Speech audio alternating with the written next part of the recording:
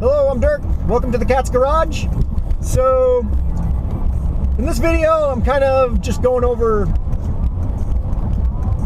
what happened. I used to be through and through nothing but a car guy.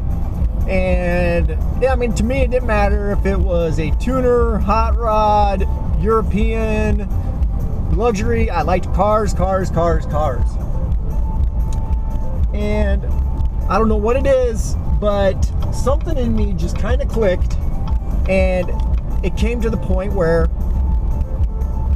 I love trucks. Love them. I don't know why. Maybe it's just because I'm getting older. Who knows? But granted, I've now owned this 2014 Chevrolet High Country for 2 months now, and I love it. It's probably one of the, well, it's, let me think about it here for a second, but I'm pretty sure this is the second Chevrolet that technically it's my third Chevrolet that I've owned if I count the 64. But, so I've only owned 3 Chevys. I've owned a 1983 Chevrolet Monte Carlo with a 305 in it.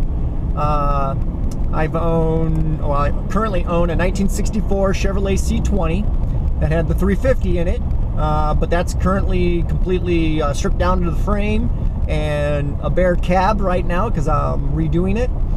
And this is the third one, 2014. Now, granted, my dad, he's a Chevy guy through and through. Pretty much everything he owns is a GM product, and with very, very few different vehicles, you know, from other manufacturers added in here and there. But for the most part, it's all GM. And I was never really a brand loyalist one way or the other. Don't get me wrong, I really do, and pretty much did and still kind of do like Subarus. Don't get me wrong, I'm still a huge Subaru fan. But this Chevrolet is really growing on me. And when I was driving the 64, really was enjoying that. I mean, don't get me wrong, I like V8s. The sound of a V8 is just intoxicating when you can hear it, and you got the exhaust and all that stuff. More so than, you know, a 4-cylinder or 6-cylinder. While don't get me wrong, yeah, there's some decent sounding ones out there, but for the most part, the V8 is just music to me. And so I do enjoy that, but I'm really enjoying trucks. I mean, maybe, I don't know, maybe it's just a phase I'm going through right now because, well, this truck here, it's my daily driver. It's great. I enjoy using it for what I use it for. I am not using this for, you know, racing or anything like that. It's way too big.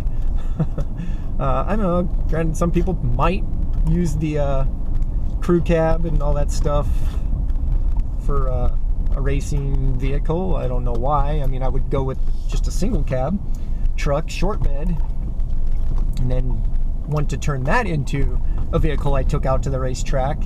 And eventually I might even do that. But I think it's just mainly because of the uniqueness of trucks.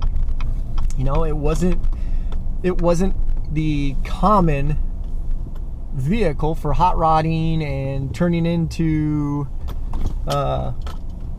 projects and stuff like that. And granted, yes, people did build trucks and did hot rod trucks and did race trucks, but it was never like a mainstream thing like Camaros, Mustangs, Nissan 240SX, 300Zs, 350s, all those, the Subarus, there are a bunch of cars, Supras, 3000 GTs.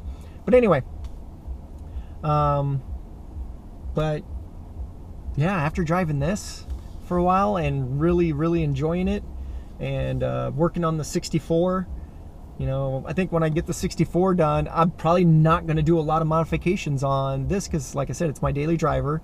The only thing I might do to it is give it a little bit more oomph in the exhaust so I can actually hear the motor, because like right now I can't hear anything. I like that burble that the V8 gives.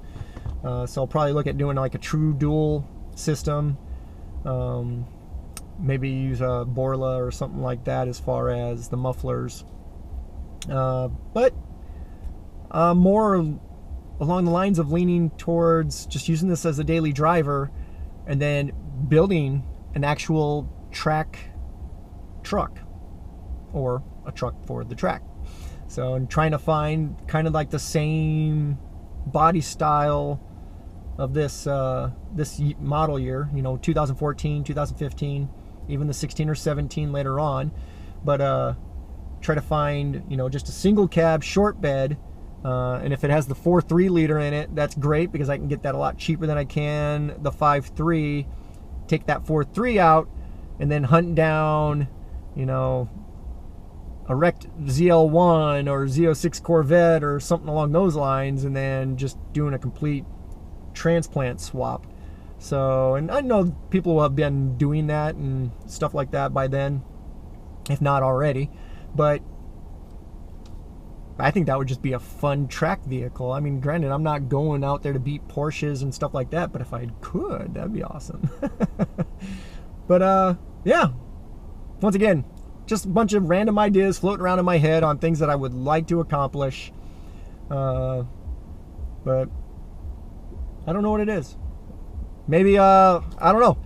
If you're out there and you have the same type of issues going on where you were just diehard one particular thing and you've just kind of modified or molded yourself into a different phase, different aspect, leave it in the comments. Let me know what goes through your mind when it comes down to, hey, I'm a car guy, but wait, no, not really anymore. No, I'm kind of a truck guy. You know, and for a second there, I flirted with Jeeps, and I found out I'm not a Jeep person. Don't get me wrong, Jeeps, they're great vehicles, just not a Jeep person, unless it was like the Jeep SRT8. I would take one of those, but technically I consider that kind of a truck.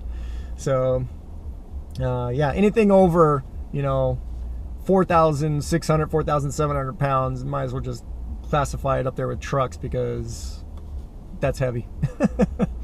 So, but once again, leave a comment down below if you have ever had that happen to you where, and it could be anything from you were strictly a BMW person and all of a sudden you were like, wait a minute, why am I now just all about Porsches or all about Nissan GTRs or whatever it might be, American to Japanese or Euro or vice versa. Yeah, leave it in the comments.